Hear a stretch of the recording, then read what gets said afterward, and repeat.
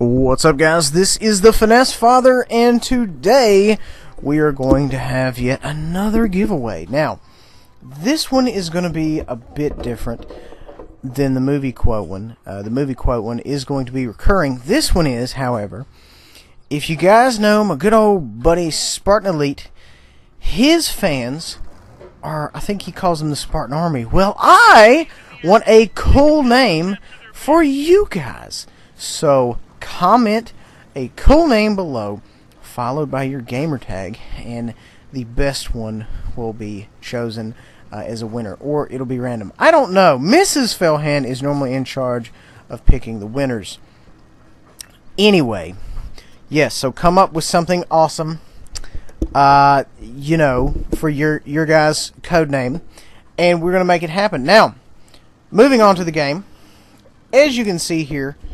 Oh, and also, moving back a step, the correct answer was Slit in Mad Max Fury Road says to Nux, if you can't stand, you can't do war. That was the correct answer. A lot of you got it right. Mrs. Fellhand will be picking the winners and sending you guys codes. So we're going to get that happen. Now, moving on. We are in El Haluf. We are in the Bat Chat 155.58, and we're going to see if we can't make some stuff happen. This is along the lines of me playing things that I don't normally play. Now, granted, you know, I have been known to play some Artie, but not anything near regularly. Now, I am in a really good position to hit the primary left push of the Reds.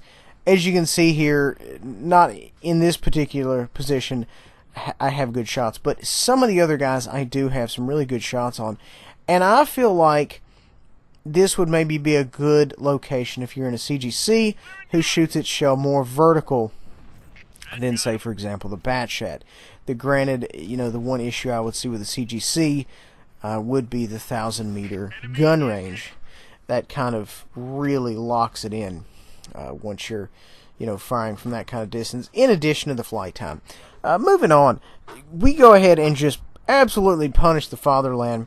The one downside here about this bad boy is it just does not have tons of alpha or tons of splash. It's very accurate. It's got a turret. It's got a really good aim time. It's good in everything, but you know, the shootiness. By shootiness, I mean damage of the round. Now, granted, of course, you know, you're not going to get the perfect attributes on any type of tank, period, or Artie. I mean, you know, I speak of the Holy Trinity being mobility, firepower, and armor, you know, and say tanks like the 140 are probably close as you're going to get, but, you know, the perfect tank realistically doesn't exist. And the same thing applies to Artie. Moving on here, guys, we see the gun is about to come up, and we are in a target-rich environment. A lot of good things are going to happen. We're going to try to plant one in the side of this gentleman. It manages just to graze him. The good news is he's tracked, and we're going to see if we just can't continue to pummel him a little bit. That's the tricky thing about these Bat Chat Arties. They are just nasty. You know, assuming, of course, RNG lets you hit where you're aiming to hit. We go ahead and fire that one and get moving because our 6 cents went off. It looks like I had pulled up a little too far, you know, giving myself up to the opposite side of the Reds there. You can see him, J7. Hybrid Zero said, "Don't pull up that far, boy, you're going to get spotted." And you know, I'm like, oh, thank you. Because I don't necessarily know the good spots for Arties. In a practical type of setting. I know where the shot's going to come from. Therefore, I know where I need to go, but specifically where to go, I do not. I know the general area, but not the specific area, and he really helped me out with that. Here shortly, the gun is going to be back up, and we're going to see if we can't, you know, continue pounding some of these guys. You know, the downside is, you know, when you're shooting so fast and so many rounds, you know, you really lose sight of just, oh man, that's awful. You lose sight of just that individual massive damage that, you know, the T92 or the 53-55 pumps out. You know, the Get Wet is another good one, but I am just not a fan of that tank in general. But who knows, I may play it. I'm going to start playing a lot of stuff that I traditionally do not play. You know, maybe to help the other viewers, the other subs, kind of see me in some other tanks that, you know, is not normally out there for me. Let's see if we can't get a good shot on this gentleman right here as he heads up the hill there. And it does not connect, but I guarantee you it was close. The gun is down again. We're going to go ahead and reposition. And guys, if you are in a... how should I put this? If you are in a probable location of Artie, you need to fire one round and move, because they are most assuredly going to counter battery you. So you have to keep an eye on that. That being said, I am so far out of position for your traditional Artie setup. You know, you don't really have to worry about a counter battery because nothing has even came close in my area. That being said, the gun is about to come up. We've got, it looks like a 2v3 or a 2v2 down there around the J5, J6 area. So I decided to go ahead and help my compadres on this side of the map. No shots right here. I'm hoping he'll pull around the corner and let me poop on him, but you never know. It looks like he's almost about to drive right into the shell. We just barely touch him, and he decides he is not about that life, which is a wise decision because, you know, Artie can really end up hurting you bad. We're going to take a blind shot at that gentleman, and boom, we murder him. Right on for the blind shot. See if we can't connect with this D-Star again.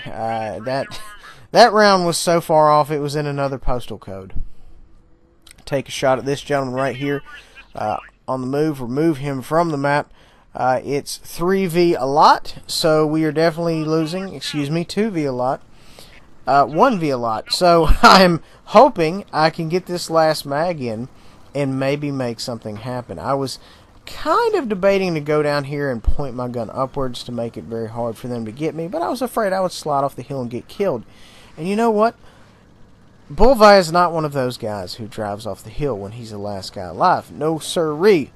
You may kill me, but you're going to pay full price. And I would like to think that happens in this game right here. The gun is almost up, and essentially what I'm doing here is I kind of have a feeling they're going to come over this area first. So I'm going to post up, and the plan is when they crest the hill, I'm going to put one in them. And let's see what that does. We don't have a super long time to wait. This is really, I mean, this is Providence. It really is. The gun comes up, and then moments after that, somebody tries to come over here and murder me. But that's, you know, that's par for the course. It's kind of how it is. But, you know, luckily, though, we had a full mag in, and we really could have made some things happen. That being said, there is a whole lot of them. So realistically speaking, nothing would have happened. It looks like we have an IS-7 over here. We fire, we track him, and boy, oh boy, 2 seconds, 1 second, and then the D-Star clutch shots me and kills me. But I would have killed that IS-7 in another second, unless, of course, something random happened, like me fire the round in the air. 2703, got some assist damage, which is a little bit disconcerting. Guys, hope you enjoyed. Please remember to like, subscribe, and share. We'll see you guys next time.